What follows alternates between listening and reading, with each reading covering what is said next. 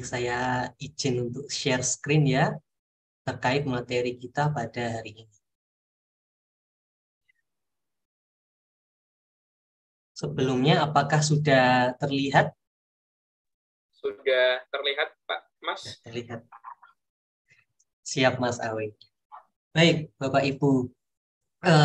Izinkan saya berbagi kepada Bapak Ibu tentang manajemen penanganan kasus bullying di sekolah.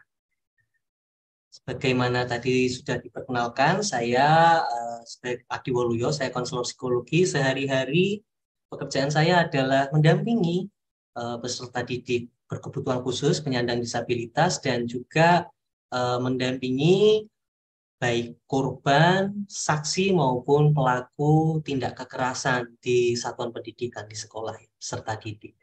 Nah, jadi dari hal-hal yang kita temui di lapangan, saya ingin bagi kepada Bapak Ibu tentang bullying. Namun sebelumnya, ketika mendengar atau melihat kata bullying, apa sih yang terlintas di dalam pikiran kita, Bapak Ibu? Nah, barangkali ini, karena bullying ini saya yakin 100% di antara kita semua ini entah pernah menjadi pelaku mungkin ya, pernah menjadi korban barangkali, kemudian juga pernah menyaksikan. Nah, bullying ini memang hal yang berkelindan ya, artinya persisten berada di sekitar kita, terutama di lingkungan pendidikan. Nah, mengapa hal ini menjadi penting untuk kita bahas tentang bullying ini? Karena eh, kalau kita amati, semakin ke sini semakin tindak kekerasan dan bullying itu terjadi dan terekspos di mana-mana. Nah, seringkali sekolah itu kesulitan. Bagaimana ya menangani suatu tindak bullying yang terjadi di sekolah? Harus berbuat apa? Pertama harus melakukan apa, kemudian apa, kemudian apa. Mungkin Bapak Ibu pernah mendengar beberapa kasus ya di lapangan di mana bullying itu sempat viral gitu, kemudian melibatkan penegak hukum dan lain sebagainya. Nah, berada di dalam kondisi seperti ini, bagaimana sih seharusnya sekolah merespon? Bagaimana manajemen sekolah itu dijalankan terkait dengan penanganan, pencegahan dan penanganan bullying secara benar sehingga peserta didik itu terlindungi dan juga sekolah juga terlindungi sebagai sebuah institusi. Nah, kita akan lihat bersama-sama ya. Tapi sebelum itu mari kita kenali dulu lebih dalam tentang apa itu yang dimaksud sebagai bullying.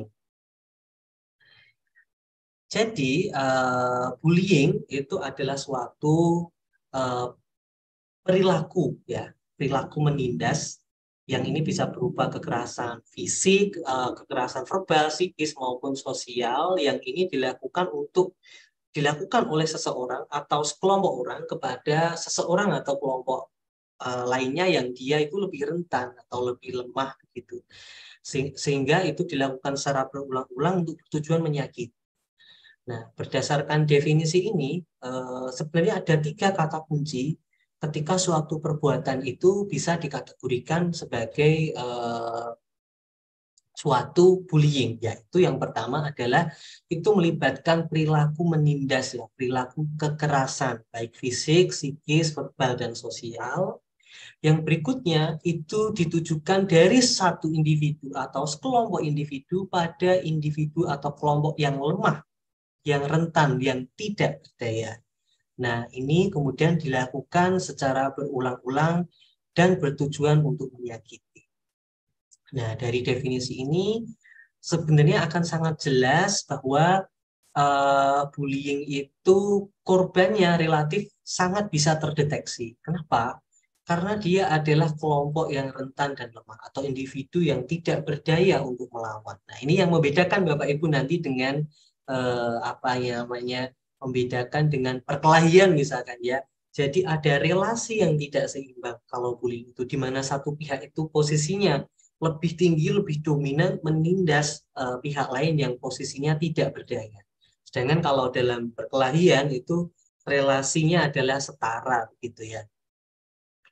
Nah, seringkali kita apa namanya mengatakan seluruh tindakan itu sebagai bullying, padahal kita lihat dulu relasinya seperti apa. Apakah ada perbedaan tadi positioningnya ya antara apa yang kuat dengan yang rentan seperti itu.